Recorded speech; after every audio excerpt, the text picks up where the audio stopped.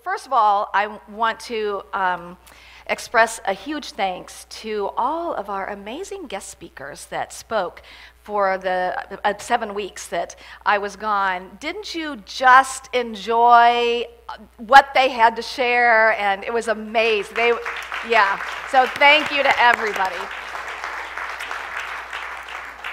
We are in our second week of a series based on the Lazarus Blueprint. This is part of our small group ministries. If you're not in a small group ministry, that's okay. You're welcome to pick up the book. You can get on our website and listen to the previous talks. You can even watch the previous talks now. We're getting those up on YouTube. But I encourage you, if you didn't get to hear the first week, which is actually 2 weeks ago that Dee did really an extraordinary job on. I encourage you to go back and listen to that. Now, Richard and Mary Alice Jaffola, who are the authors of the Lazarus Blueprint, this is based on the story of Lazarus in John 11.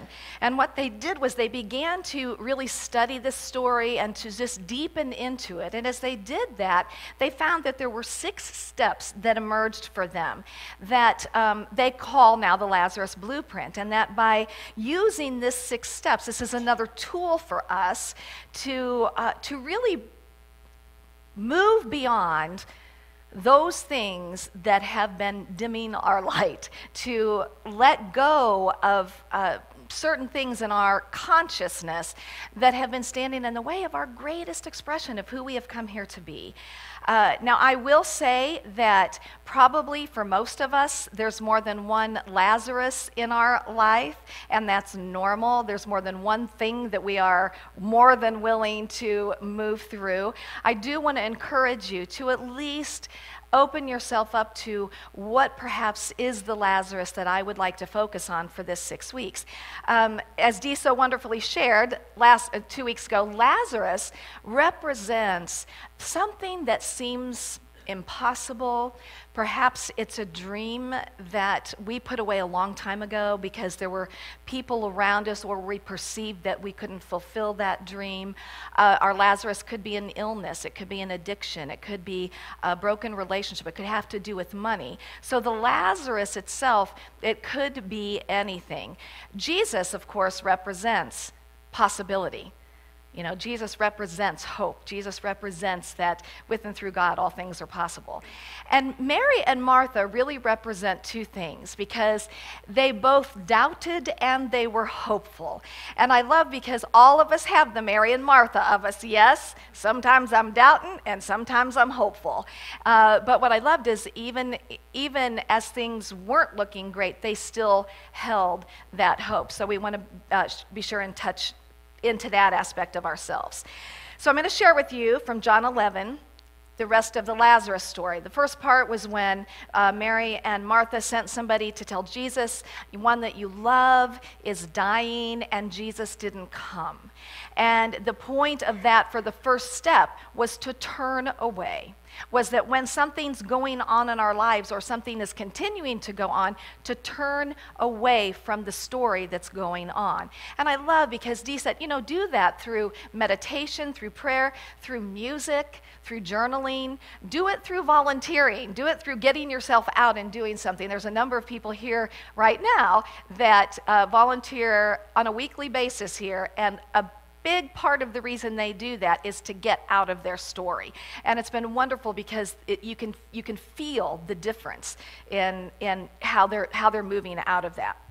Okay, when Jesus arrived, he found that Lazarus had already been in the tomb for 4 days. Now he arrives at Bethany. Bethany metaphysically represents lamentation, grief. It's this place where there's just this great sorrow. And many of the Jews had come to Martha and Mary to console them about their brother. When Mary came where Jesus was and saw him, she knelt at his feet and said to him, "Lord, if you had only been here, my brother would not have died." Anybody ever said, if only, you should have, this could have happened if? And Jesus said, "Where have you laid him?" They said to him, "Lord, come and see." Then Jesus came to the tomb. It was a cave, and a stone, a huge stone, was lying against it. And Jesus said, "Take away the stone." Now Martha, the sister of the dead man, said to him, "Lord, already there's a stench because he has been dead for 4 days." So I love this story has so much in it, because there's this whole impossible feeling. He's in the tomb. They've sealed it up with this ginormous stone, and he's stinking and rotting and decaying. And so even Jesus, this possibility, this hope is coming and saying, take the stone away. There's still the naysayers around going, yeah, but,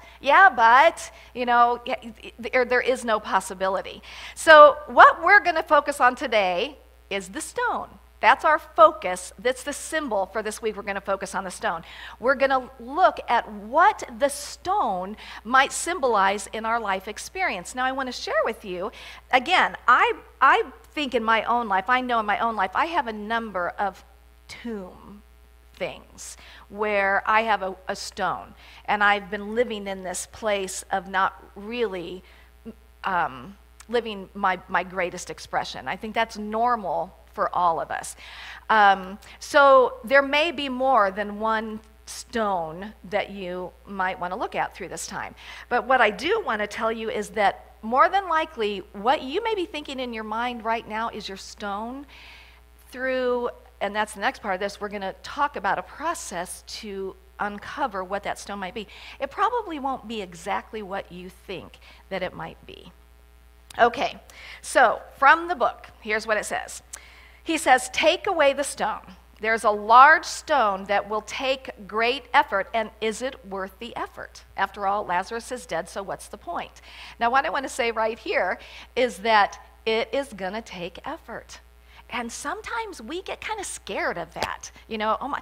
In fact, sometimes when I'll say to somebody, we're going to have to work at it, it's immediate. Oh, don't even say the word work. I'm not even going in that consciousness. And yet, the word work really just means productive activity. And the fact is, it does take effort. I personally don't know anybody, and maybe you guys do, but that maybe wake up in the morning and say, oh, look, there's that big rock that's standing in my way. It's gone. And that's it. It's gone, and it's never presented itself again.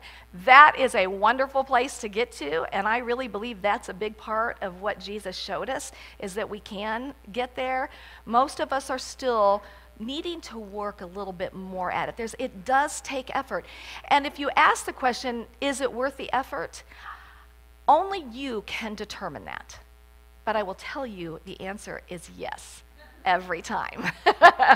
It is worth the effort, because when we roll that stone away, there's a whole different experience for us to have there. Book goes on to say, so here's these naysayers, Lazarus is dead, he's stinking and decaying, but Jesus stands firm. He doesn't vacillate or complain. Without a trace of hesitation or doubt, he responds with a simple but direct command. A simple but direct command, because he's not buying into what everybody else is seeing, what everybody else is saying. What I love about this is it's a reminder that in our humanness, in our physicality, there are facts that present themselves in our lives. There's an illness, there's a money issue, there's whatever is going on. There are facts that present themselves in our lives. But facts are not truth with a capital T. Truth always trumps the facts every single time. Now, hear me on this, because I always want to be clear. We in Unity do not bury our heads in the sand, as we have been so accused of doing. It's not about that. It's really about looking at what is happening today, doing what is ours to do today, but recognizing that there is a greater truth that is in and through all of it, and we have direct access to that greater truth. Nobody outside of us has more access for us than we have ourselves. We have that complete access to and through it. Amen, sister. Hallelujah. What happened to you guys while I was gone? I love it. Okay. The book goes on to say that something extraordinary is about to happen, something he knows cannot happen until this large block of stone has been removed and the rotten smell confronted. The Metaphysical Bible Dictionary tells us that the stone is the belief in the permanency of present material laws. The belief in the permanency of present material laws. Again, this is where we go from facts to truth with a capital T. Take away the stone. But I want to ask you real quickly, who put the stone there? Who put the stone there? Who? It just sounded like that should be there. Yes, I did not put your stone there, but I did put my stone there. And you are really the only one who can move that stone. Now, we can help each other, but you truly are the only one who can get that going and get that momentum going. Okay, I titled today's talk The Blame Game, because what I recognize is that it's easy for us to be in this place of saying, if only, I should have, you should have, this could have happened if, it would have been different if, you have no idea what's happened in my life, why I'm the way that I am, this is impossible because of this situation. And the reality is that when we're in that consciousness, and let me say here, I'm not saying that there's never quote unquote justification. I'm not saying that things didn't happen in our lives, that people didn't show up in a way to betray us or whatever's happened. What I am saying is that if we stay in that place and we play the blame game, are we empowered? Absolutely not. We're not empowered. And if there is some place where you feel very stuck with that, again, reach out. Reach out to somebody who can help you move through that, because staying in that blame game will only keep you in that tomb. And I promise you, life is much greater when you roll that stone away and you breathe that fresh air and you see the light and you step out and realize that there's so much more. Now, here's another thing about the stone. It is never another person or external condition in your life. It never is. It is not illness or financial collapse or the abusive relationship. The stone is not the situation itself. Now, I had to really sit with this because, by golly, I thought I had my stone worked out. I knew what my stones were. But it finally made sense to me. The roadblock is something within us, and know also that it could be a very strong belief, attitude, or habit. One of the things that I love that they covered in the book was that many times early on in life, we take on a belief or an attitude about ourselves or about life as a whole. So we may take on a belief, we've been told we're stupid, we're not enough, maybe we've been bullied and we feel weak, maybe we're as athletic or as smart as, or maybe people just didn't treat us well and we took on this idea that people are not good. And so I loved how they said a lot of times we'll take on this belief, and this, believe me, this is a huge stone in our experience, and then we go out into our life and we create systems around us that support that belief. So we attract people into our life that support those beliefs. We have jobs that support that belief. So this is really a good one to kind of be open to, is, do I have some old programs running in there that have no basis in truth with a capital T? And again, I'm ready, I'm willing, I'm ready to let that go. It could be something that you walled off, like a broken heart or a broken dream. But just know that these stones are walling off our opportunity for good. So the big question is, are you willing? Are you willing to do what needs to be done, especially this week, because this is going to be our big homework this week, is working just on this step, and with courage and with honesty within yourself to get clear on what that stone is and begin to roll that stone away. Again, it's going to change your life. So how do we identify the stones? Well, the very first thing, and Dee talked about this last week, is meditation. And this is what they talk about in the book. And it could be 5 minutes in the silence, it could be 30 minutes. Now, and I'm going to ask you to be very honest. How many of us does it take some effort to create space for meditation? So I want you to see you're all normal. Normal.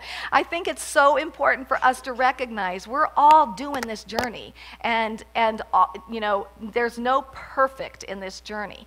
But one of the things I talk about is simply in your time of meditation, don't effort in the meditation time itself. Let yourself just breathe and be open. You may go in with a thought of, I'm just open to allowing Spirit to reveal, what it is that needs to be revealed so that I can move this stone, or you can go in just in silence. The thing is, don't push on this. You know, you're not there to give birth to it in that time. It will happen, and it will happen at times that surprise you.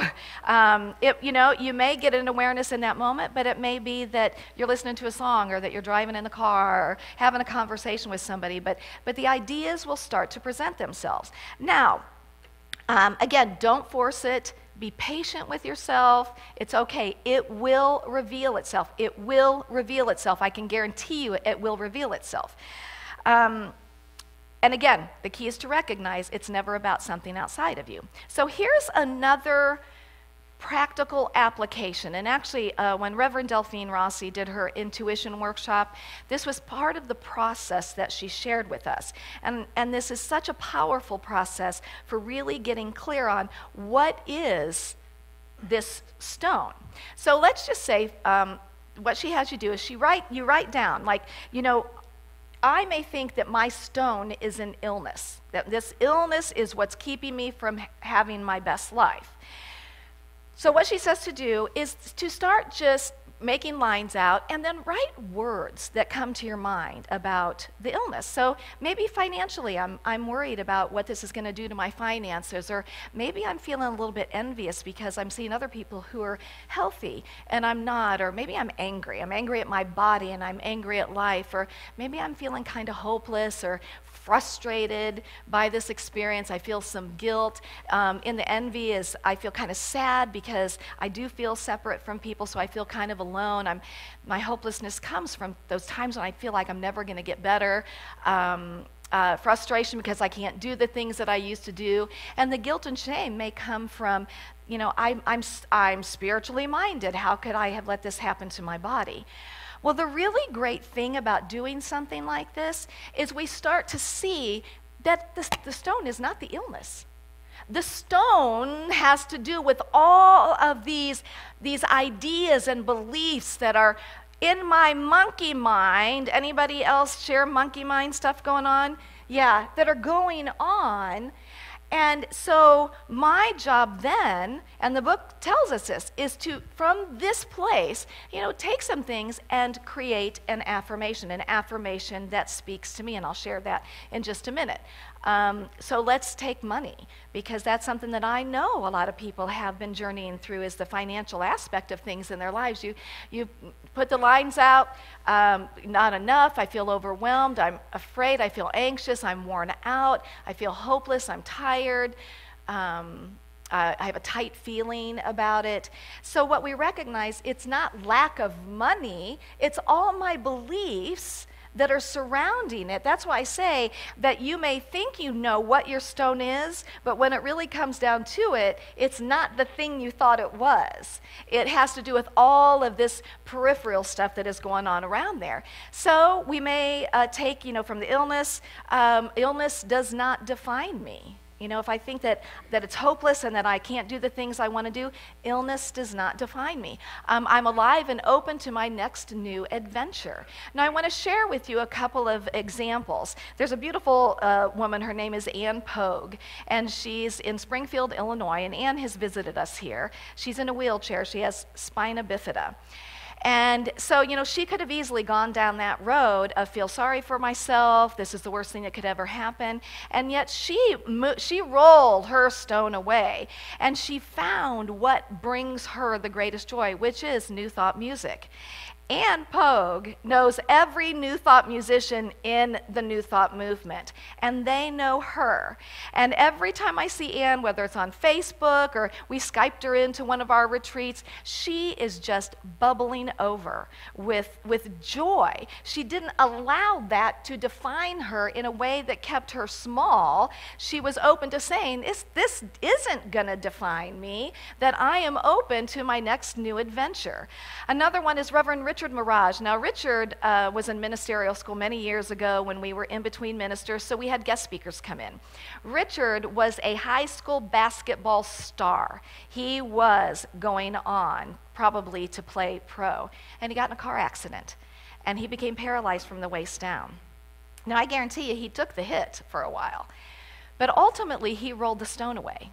And he said, this does not define me. I'm alive and open to my next new adventure. Today, Richard is a Unity minister in one of the largest churches in Texas and is thriving. I got to share this with you too because this was so sweet. The other day I was taking my grandson to school, and as I was going down the road, there was this little tiny old man. And he's like little tiny old thing, and he had a walker. He's out on the sidewalk on Golden, so it was on a main road. And he was literally going like this, literally, just like that. And I just, you know, how you feel that warmth, you know, as I went by, go to pick Riley up. I come back, like 7 minutes had passed, and honestly, the man had not gotten more than like 30 feet. But he was still going, and my first thought was, that man rolled his stone away. You know, he didn't buy into, I can't get better, or I shouldn't be out here where everybody can see me walking like this. That man rolled his stone away, and his vision was just to get better, whatever it was going to take. Now, the other thing that they talk about in the book is unforgiveness, and that this is a huge stone that stands in our way. And it could be, you know, a person, an organization, a situation. And so again, we write out, you know, what do I feel that is, you know, what comes up for me? Pain, anger, fear, blame, resentment, stuck, revenge. And so, you know, as you get clear on that, you start to see it's never about the person, it's never about the situation, it's never about the organization, it's never about the money, it's never about the job, it's never about how somebody's showing up, and it's never about an illness. It's never about that truly. It's about the story that I'm telling about it.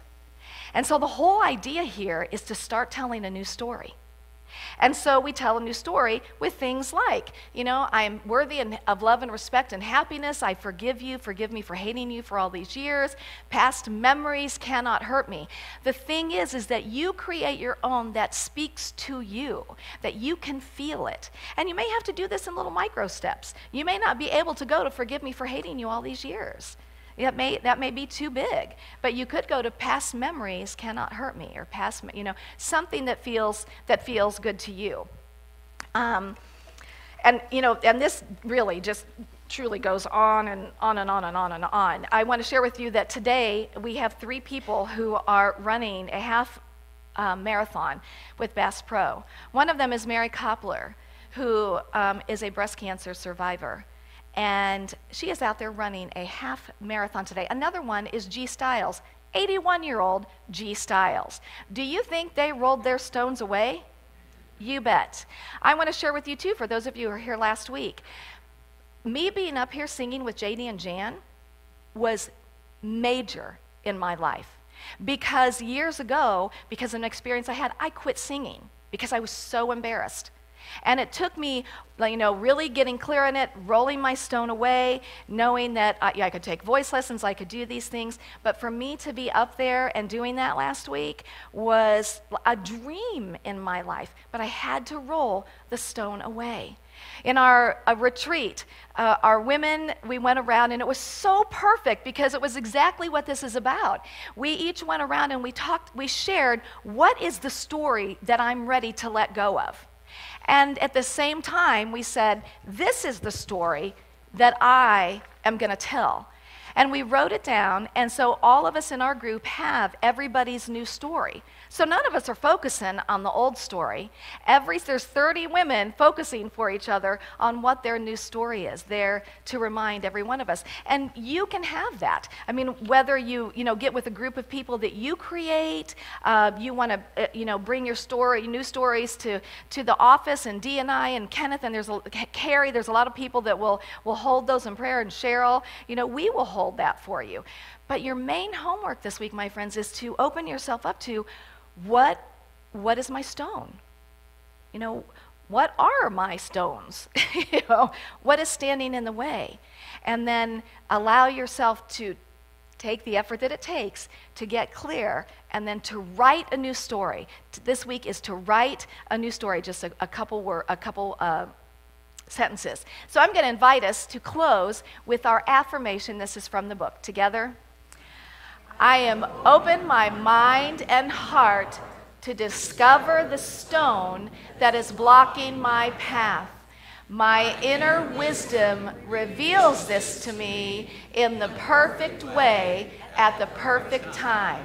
Yes, I am at peace and all is well. And so it is, and so it shall be. We do have these as bookmarks for anybody who wants them after the service. Wonderful thing to use to go into meditation. God bless you and namaste.